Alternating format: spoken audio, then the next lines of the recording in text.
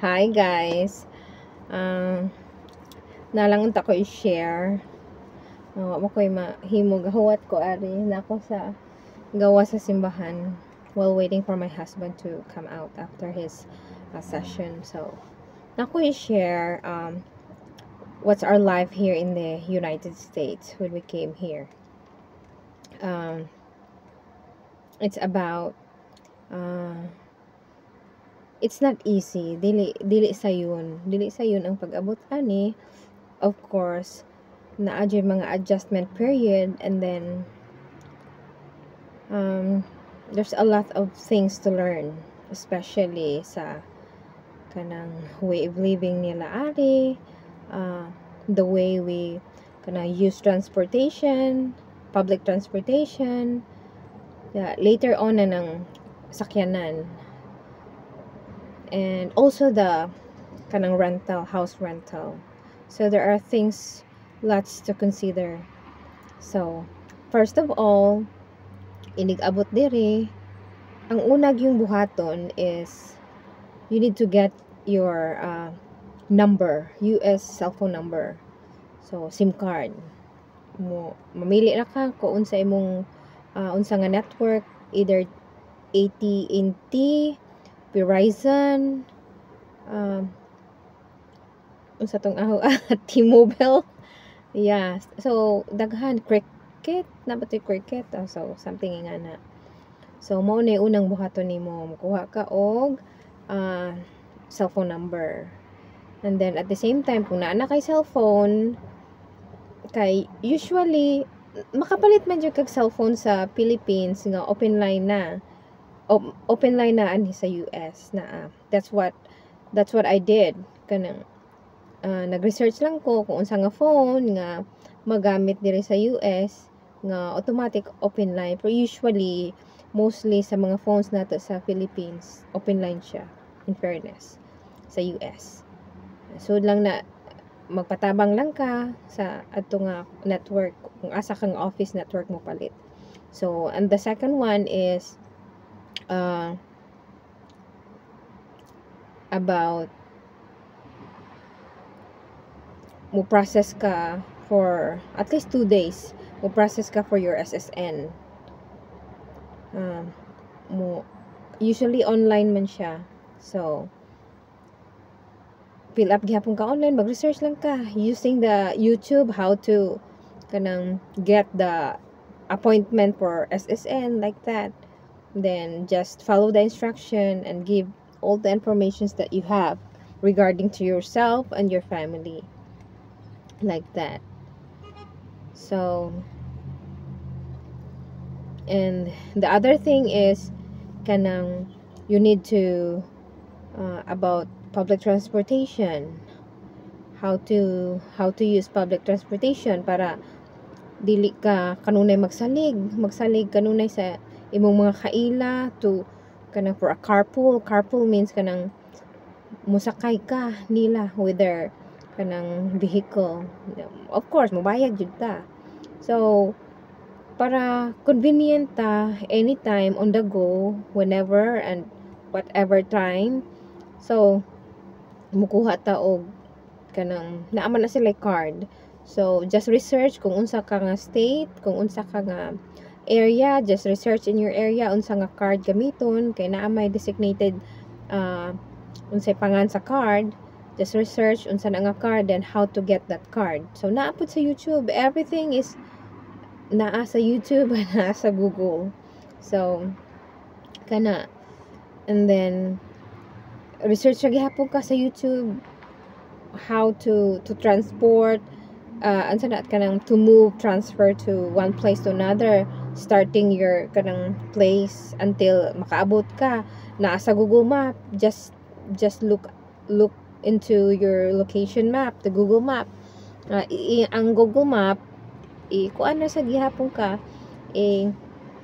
i-direct ka kung asa na ay direction dito, kung pila ka distance, and then what bus number nga na, kung unsa imong sakyan, then just follow na sa map na may mga dot just walk distance for 10 10 minutes or 5 minutes or 3 minutes ingana.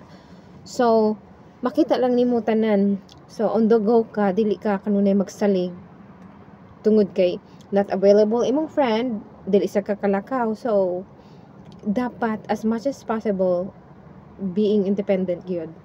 So that's what we did. That's what I did. Kay ako may nauna nga nakaabot dire before my family.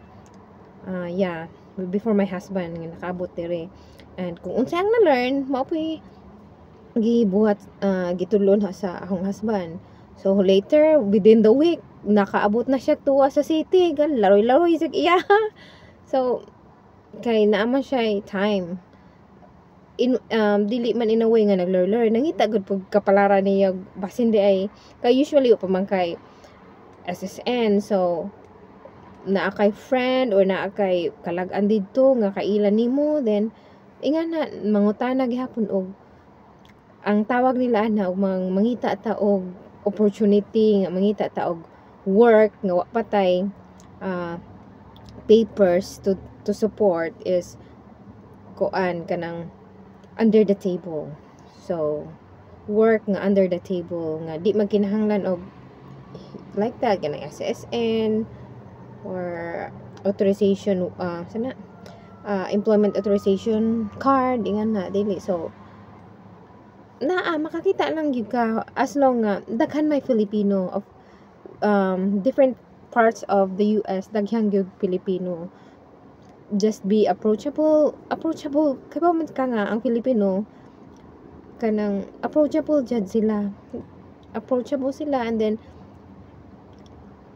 kanang as much as possible kanang nga nang mangutana pero dili ta in a way nga sorry kanang siren kanang mangutana ta pero direct to the point, dili ta moingon niya mag abuso kay mostly ingana magoy mindset sa Filipino kung naay ingana tungod kay Filipino siya abusahan nato ijang kaayo, no, kanang mo distance gihapon ta in a way of kanang mo respeto ta. Ang ate lang is just to ask unsaon na kay sila may dugay na, so unsay may help nila for us nga kanang idea lahi ana.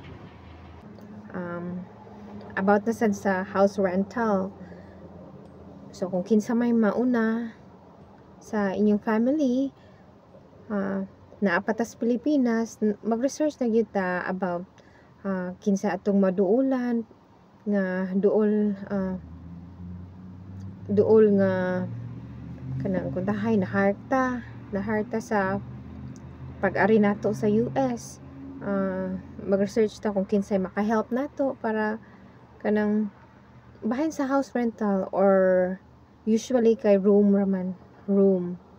Then later on once maka-establish na ka diri sa US, then anak ka mag apartment or house rent. So usually ang house rent usually ang room rent is naas mga 750 until 1,000. So anak nga range, depende kung unsay sabot ninyo. Kung Pilipino ra sang hangyuan lamang good, hangyo nga gamay lang 750 ba or $800 per month. Later on maka-establish na ka, just like me, nagtigom-tigom, naka-establish na. So nangita na online for an apartment or a house rent.